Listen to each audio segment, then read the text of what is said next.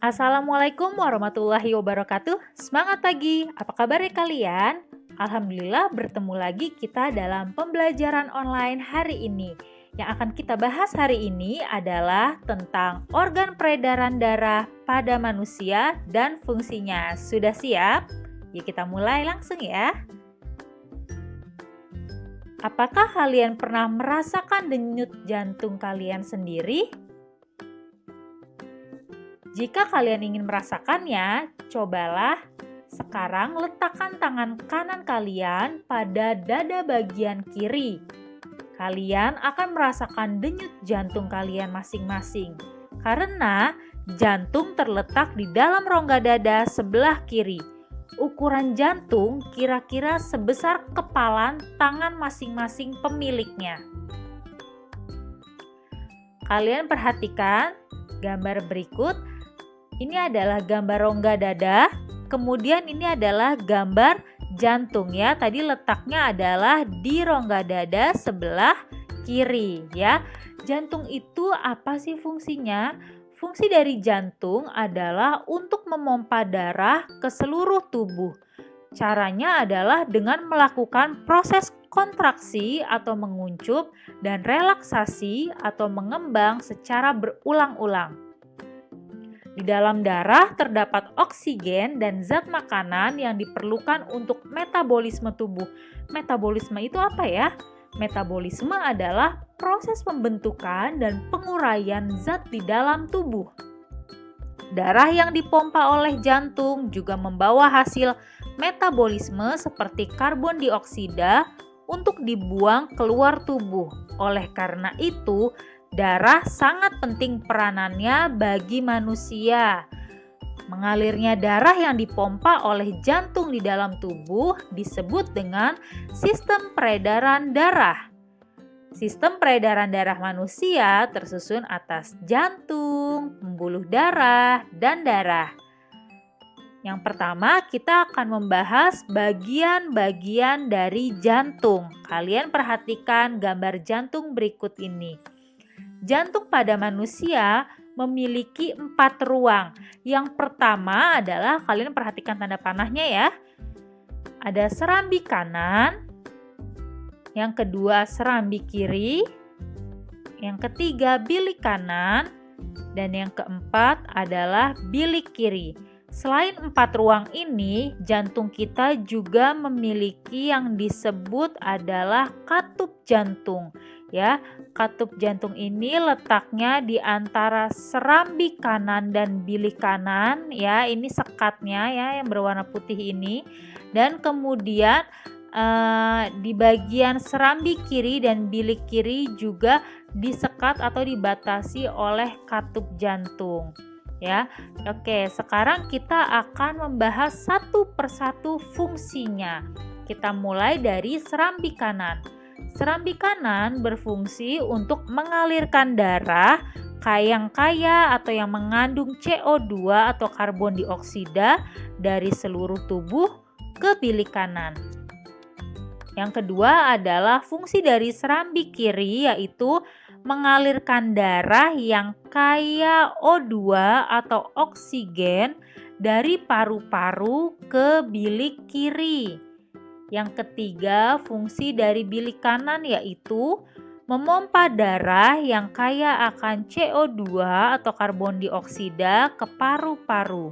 Sedangkan fungsi dari bilik kiri adalah memompa darah yang kaya akan O2 atau oksigen ke seluruh tubuh. Nah, katup jantung juga memiliki fungsinya adalah mencegah tercampurnya darah yang mengandung O2 atau oksigen dengan darah yang mengandung CO2 atau karbon dioksida. Selanjutnya kita akan membahas jenis-jenis pembuluh darah. Kalian bisa perhatikan gambar di samping ya. Oke, yang pertama adalah pembuluh nadi atau yang disebut juga dengan arteri. Pada gambar, arteri adalah yang ditunjukkan oleh warna merah. Ya, ini pembuluh nadi atau yang disebut dengan arteri. Kemudian, pembuluh nadi atau arteri ini adalah pembuluh yang membawa darah kaya akan oksigen ke keluar dari jantung ke seluruh tubuh. Pembuluh nadi yang paling besar disebut dengan aorta.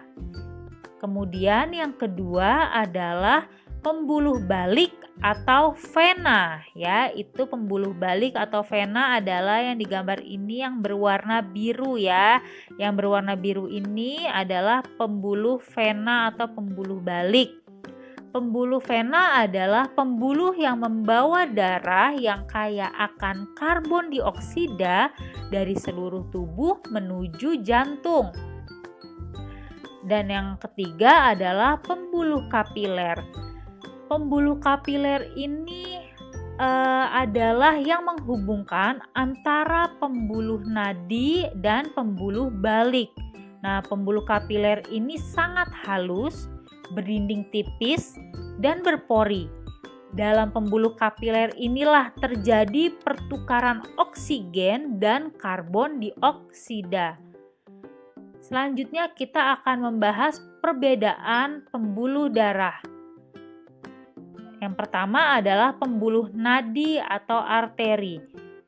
Itu terletak di bagian dalam tubuh, kemudian dinding pembuluhnya tebal, kuat, dan elastis. Aliran darah berasal dari jantung. Kemudian denyut jantungnya itu terasa, dia itu seirama dengan denyut jantung. Ya, selanjutnya adalah pembuluh balik atau vena. Kalau pembuluh balik ini letaknya dekat dengan permukaan tubuh. Ya, kalau tadi pembuluh nadi letaknya itu di dalam tubuh, kalau pembuluh balik ini letaknya itu dekat dengan permukaan tubuh. Jadi dia terlihat tampak kebiru-biruan, ya. Kemudian dinding pembuluhnya ini tipis dan tidak elastis. Aliran darahnya menuju ke jantung. Kemudian denyutnya ini kalau pembuluh balik ini tidak terasa jika dipegang, ya. Selanjutnya, kita akan membahas proses peredaran darah pada manusia. Yang pertama adalah proses peredaran darah besar. Apa yang dimaksud dengan proses peredaran darah besar? Proses peredaran darah besar adalah peredaran darah yang mengalir dari jantung ke seluruh tubuh kecuali paru-paru, lalu kembali ke jantung.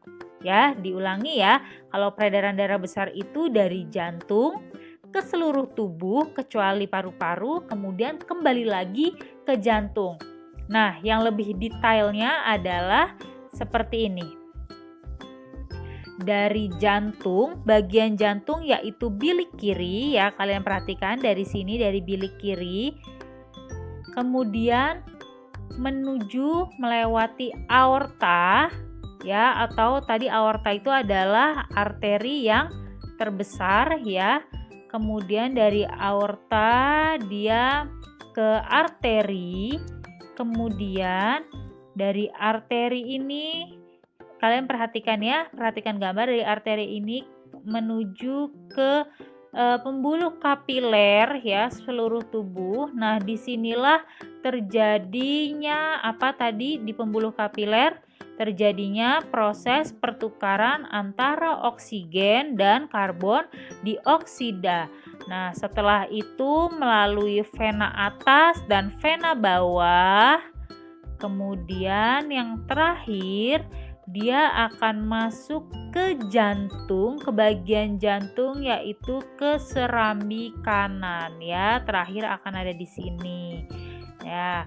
Selanjutnya adalah proses peredaran darah kecil. Proses peredaran darah kecil ini adalah peredaran darah yang mengalir dari jantung ke paru-paru lalu kembali lagi ke jantung, ya. Kalau tadi kan peredaran darah besar dari jantung ke seluruh tubuh kemudian kembali ke jantung, ya. Namanya aja peredaran darah besar, berarti dia ke seluruh tubuh kecuali paru-paru. Nah, kalau peredaran darah kecil dia dari jantung ke paru-paru kemudian kembali lagi ke jantung. Nah, Yang proses detailnya adalah dari jantung bagian bilik kanan ya. Kalian perhatikan dari jantung bagian bilik kanan ya, yang sini ya. Kemudian melewati arteri paru-paru ya, melewati arteri paru-paru, kemudian ke paru-paru, melewati vena paru-paru, dan yang terakhir adalah ke jantung lagi, ke serambi kiri ya. Jadi dia dari jantung bilik kanan, kemudian dia ke arteri paru-paru, ke paru-paru, kemudian ke vena paru-paru, kemudian dia masuk, dan terakhir dia akan ada di serambi kiri sini ya. Selanjutnya kita akan membahas yang terakhir adalah darah. Darah tersusun dari plasma dan sel-sel darah. Plasma darah tersusun dari air dan zat-zat yang terlarut. Sedangkan sel-sel darah terdiri atas sel darah merah atau yang dikenal dengan eritrosit, kemudian sel darah putih atau leukosit, dan keping darah atau yang disebut dengan trombosit. Nah, fungsi darah bagi tubuh adalah yang pertama adalah mengedarkan zat makanan ke seluruh tubuh. Itu adalah dilakukan oleh plasma darah. Kemudian yang kedua, mengangkut oksigen ke seluruh tubuh yang dilakukan oleh sel darah merah. Yang ketiga, membasmi kuman yang masuk ke dalam tubuh. Itu adalah tugas dari sel darah putih. Dan yang terakhir adalah untuk menutup luka. Itu adalah tugas dari keping-keping darah ya. Baik, selesai pembelajaran kita hari ini. Semoga materi hari ini kalian bisa paham dan kalian mengerti. Jika video ini bermanfaat, jangan lupa di like, komen, share, and subscribe. Selalu jaga kesehatan dan tetap belajar online di rumah aja. Wassalamualaikum warahmatullahi wabarakatuh.